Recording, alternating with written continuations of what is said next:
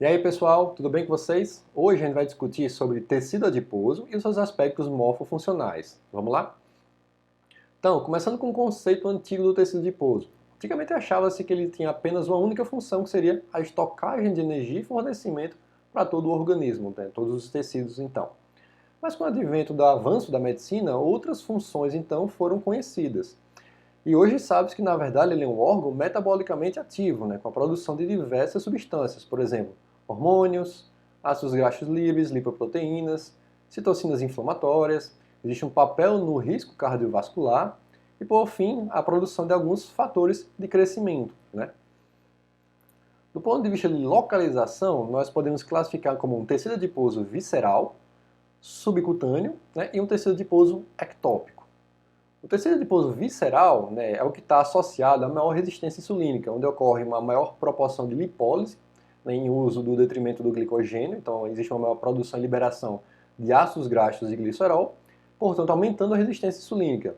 É um tecido mais inflamatório, onde existe também uma produção, sobretudo, do IL-6, e todas essas substâncias elas drenam na circulação sistêmica via circulação porto-hepática. Tá? O tecido adiposo subcutâneo é a maior massa adiposa do organismo. Né? Nós podemos subclassificar entre um tecido abdominal, onde existe uma alta absorção de gordura da dieta, mas também um alto metabolismo, um alto turnover lipídico, então é mais fácil você mobilizar esse tipo de tecido. Já o tecido glúteo-femoral, existe uma alta capacidade também de armazenamento, mas aqui existe um baixo turnover, é muito mais difícil você perder esse tipo de tecido no organismo, sobretudo nas mulheres. E, por fim, o tecido adiposo ectópico, onde existe um maior acúmulo de gordura intrahepática, mas também dentro do músculo, e isso, em última análise, né, devido ao maior acúmulo de ácidos graxos livres, gera um aumento da resistência insulínica. Nós temos três tipos, né, do tecido adiposo: o branco, o marrom e o bege. O tecido adiposo branco, né, a sua principal função é aquela que nós já conhecíamos, que é o acúmulo de energia na forma de triglicerídeos. Do ponto de vista histológico, se classifica como a única inclusão lipídica grande, como vamos ver. Né? É um tecido predominantemente nos mamíferos. Nos homens, ele é um pouco mais, né, menos comum, então faz algo em torno de 15 a 20% do seu peso corporal, sendo mais frequente realmente nas mulheres, algo em torno de 25 a 30% do seu peso corporal. Né? Existe a lipogênese estimulada sobretudo pela insulina, e é um tecido pouco vascularizado. Já o tecido adiposo marrom, né, a sua principal função é a produção de calor, pela presença, sobretudo, dessa proteína importantíssima, a OCP1. Ela se localiza na membrana interna da mitocôndria, ativando, portanto, para a produção de energia, a termogênese. Ela é mais frequente nas mulheres, esse tipo de tecido, né? Ele é infrequente, de modo geral, no organismo, representa apenas 0,05% do seu IMC. Alguns fatores podem ativá-lo, por exemplo, a melanocortina, essa substância quando ela se liga ao seu receptor, o receptor da melanocortina, o MC4R, acaba estimulando, portanto, né, a ativação do tecido adiposo marrom, ou seja, a termogênese. E tanto essa melanocortina como o seu receptor gerou um alvo terapêutico interessantíssimo dos últimos tempos, né, para o tratamento da obesidade. Mas também o hormônio tiroidiano e esse hormônio irisina também estimulam a ativação desse tipo de tecido adiposo. Por outro lado, alguns fatores acabam diminuindo a sua proporção ou a sua ativação. Por exemplo, o tecido gorduroso, a idade, né, o paciente mais idoso tem menor taxa de tecido adiposo marrom, né, o calor acaba também inibindo a produção do tecido adiposo, e algumas substâncias como também os beta-bloqueadores. E diferentemente do tecido adiposo branco, ele é um tecido altamente vascularizado. E por fim nós temos o tecido adiposo bege, ou bright. Né? É a mesma origem embriológica do tecido adiposo branco. Ele é um mix, na verdade, entre o tecido adiposo branco e o marrom. Né?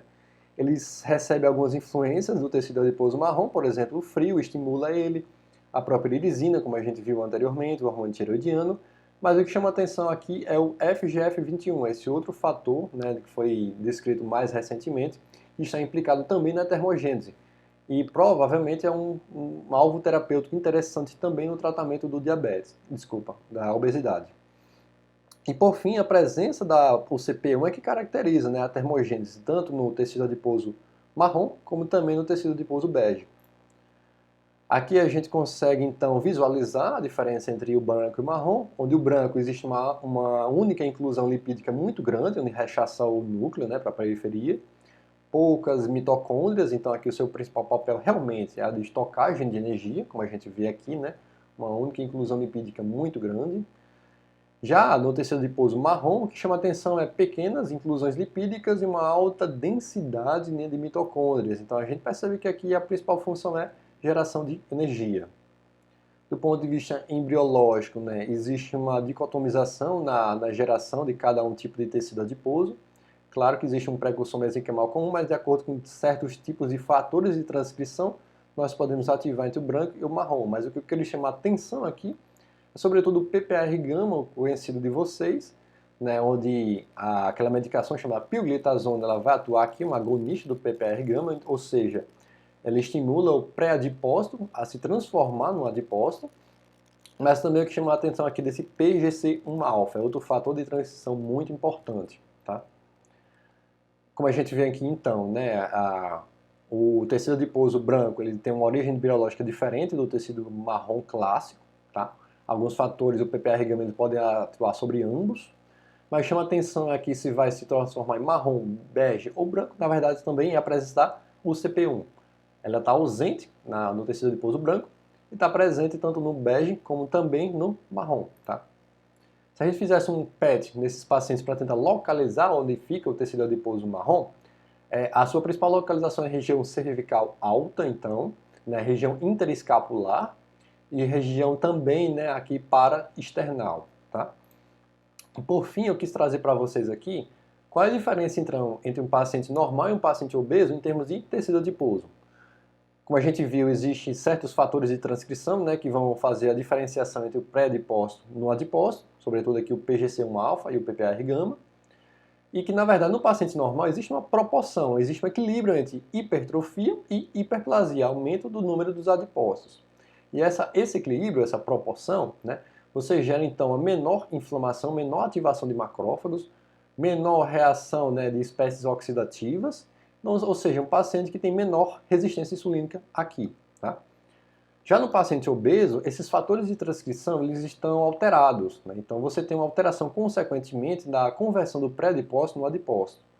E o que acontece aqui é um desequilíbrio, é uma desproporção entre uma maior hipertrofia em detrimento da hiperplasia. E essa desproporção gera, em última análise, né, uma menor, né, capacidade de respiração mitocondrial, você tem uma maior ativação macrofágica, gerando maior inflamação, maior resistência insulínica, e por fim, em última análise, é um paciente obeso, um paciente inflamado com maior risco cardiovascular então. Então eu espero que tenham gostado dessa revisão aí sobre o tecido adiposo e até a próxima.